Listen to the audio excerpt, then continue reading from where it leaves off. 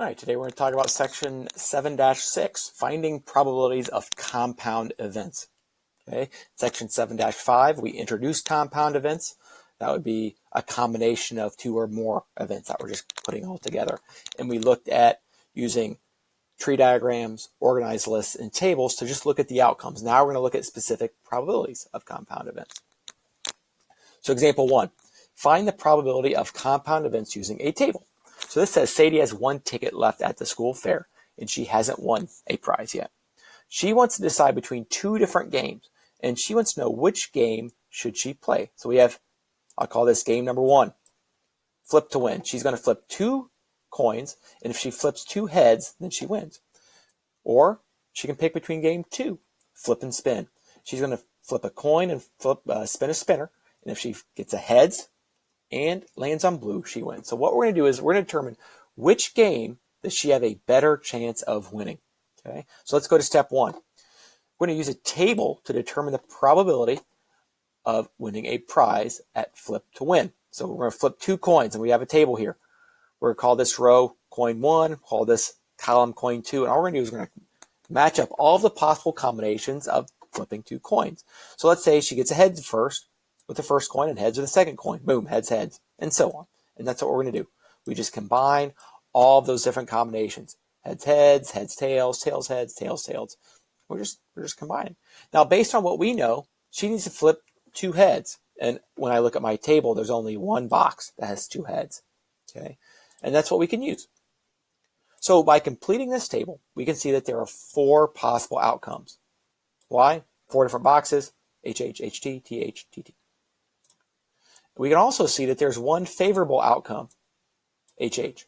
Boom, I identified it. So how can we use that to figure out the probability or the percent of Sadie winning? Well, the probability of HH is 1 over 4. One favorable outcome over the total number of outcomes. And we know 1/4 is also equal to 25%. Why? 1 divided by 4 is 0.25. 0.25 as a percent is 25%. So Sadie, if she plays the first game, has a 25% chance or 1 out of 4 chance of winning. So let's go to game number 2.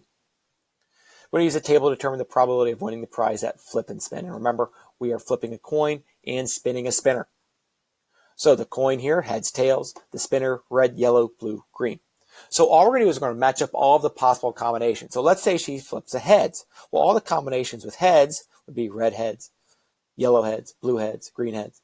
And same thing with tails. You match all those up. Well, which one do we want? Remember, we want a blue on the spinner and a heads on the coin. Well, let's look at our table.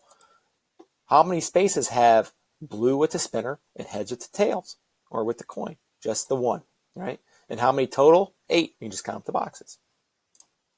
So we can say that there are 8 possible outcomes or combinations. Boom, listed them all out. We can see them right here. We can also say that there is one favorable outcome, blue and heads. And how do we use that to figure out the probability, the chance of Sadie winning? Well, probability of blue and heads is equal to 1 out of 8. 1 favorable out of 8 total. And that's equal to 12.5%. So let's remember that. 1/8 or 12.5%. So let's go down. Let's compare each one of these things. Okay. Well, the probability of winning a prize at flip to win, we said was 25%. Okay. The probability of winning flip and spin is 12.5%. Well, it should be pretty obvious which one the better choice is. So we should say Sadie should use her last ticket to play flip to win. Why? Because 25% is greater than 12.5%. You always want to go with the greater chance of winning. Okay, let's go to example 2. Find the probability of using a tree diagram. Now, tree diagrams can be a little confusing, all right? But the key is you have to follow the branches to see all the possible combinations. And at the very bottom, you'll figure out all the total number of those combinations or outcomes. So we want to know what is the probability that a coin flipped 3 times will land heads up, okay? Okay, so the first flip, we can either get heads or tails. Boom, heads or tails. Okay, we're going to flip one more time. That would be event number 2. This would be event number 1. So combination, compound event. So the second flip, our first flip is going to branch off, and notice our two branches. Now, why is it going to branch off? Because if I get heads, my second flip could either be heads or tails. And the same thing if I get tails first. The second flip then could be heads or tails. Now, each one of those outcomes then has another two branches coming off of it. Why? Because if I get heads the second time, then the third time, right, I can still get heads or tails, and so on. And so we see all of these different branches working together, okay? Each outcome has branches coming off of it for each successive event, okay? Flip 1, flip 2, and finally flip 3. And if we count up all the different outcomes at the very bottom stage, we'll get the total number of outcomes, 1, 2, 3, 4, 5, 6, 7, and 8. And at the very bottom, we list all those different outcomes, okay? All three H's, HHT, HTH, HTT, THH, THT, TTH, TTT, right? So these are all of our different outcomes that we can get. And all we're doing is using a tree diagram to list all of those out. So here, what is the probability that a coin flipped 3 times will land heads up? Well, let's see. Each of the 8 outcomes is equally likely, right? Because it's a fair coin. 3 of the outcomes result in having exactly 2 heads. So 3 out of the 8 total outcomes or combinations are favorable, okay?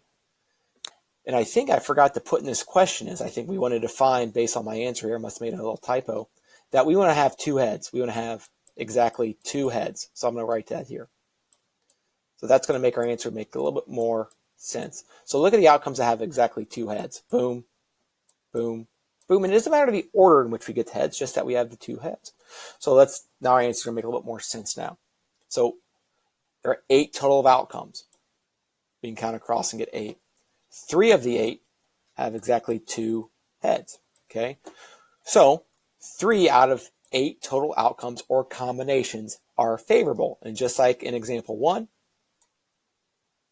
probability of exactly 2 heads, 3 out of 8, or 37.5%. Boom. So how do we get that number again? There were 3 outcomes that had exactly 2 heads. Out of 8 total, 3 divided by 8 is 37.5%. Let's go to our last example then. Example 3. Find the probability using an organized list. The names of all middle school students with perfect attendance are entered into a drawing for one of 2 tickets to a baseball game. This year, Angie, Phil, Mark, Carly, and Josie attended school every day. What is the probability that Mark's name will be drawn to win one of the 2 tickets? Okay. And what we're going to do, we're going to list out all of the combinations. Okay. Now this, a lot of information, a lot of writing. So let's look through it. So we're going to just start with picking one person and saying they got the first ticket. In this first box, what if Angie wins the first ticket? Then the second ticket could go to these people, right? Angie and then Phil, Angie and then Mark, Angie and Carly, Angie and Josie. And what are we concerned about? The probability of Mark winning, whether it's the first ticket or the second ticket. So let's go on. What if Phil wins the first ticket? Then Phil and Angie, Phil and Mark, Phil and Carly, Phil and Josie. So there's an outcome that we like, Mark getting a ticket. What if Mark wins? Well, all those outcomes are good because Mark wins every time here because he's the first one chosen. So all 4. So what if Carly wins? Angie, Phil, Mark, Josie. So there's one outcome there that we like. Okay. What if Josie wins? Well, Angie, Phil, Mark, Carly. So there's one outcome that we like. So looking at all these, how many of these outcomes, the ones that I've highlighted, have Mark winning? Because that's what we're concerned about. And we can count those up. 1, 2, 3, 4, and another 4 here. That should be 8. So let's see what we have written. What is the probability that Mark's name will be drawn to win one of the 2 tickets? There are 20 possible outcomes or combinations. So 4 times 5 is 20. Of the 20 outcomes, 8 are favorable in that they have Mark's name being drawn. So how can we figure out our probability? The probability of Mark wins one of the tickets. Well, we highlighted 8 out of 20. 8 good ones, 8 winners out of 20 total. 8 divided by 20 is 40%. So Mark has a 40% chance of winning. That's pretty good. All right, now let's review. So the probability of a compound event can be represented, and this is key here, by a ratio of favorable outcomes to the total number of possible equally likely outcomes, right? On top, we put the number of winners. On the bottom, we put the total. So things we like, the favorable outcomes, what we want, over the total, and that's how we find our probability. Right? We can use an organized list, a table, or a tree diagram to determine those outcomes or those combinations. Okay?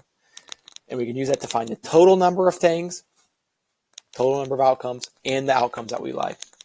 Okay? It's also important to note that when dealing with compound events, outcomes can also be referred to as combinations, right? Because we're doing multiple things, right? Heads and tails, spinning a coin, spinning a spinner. All right, since those outcomes of two different events are being combined.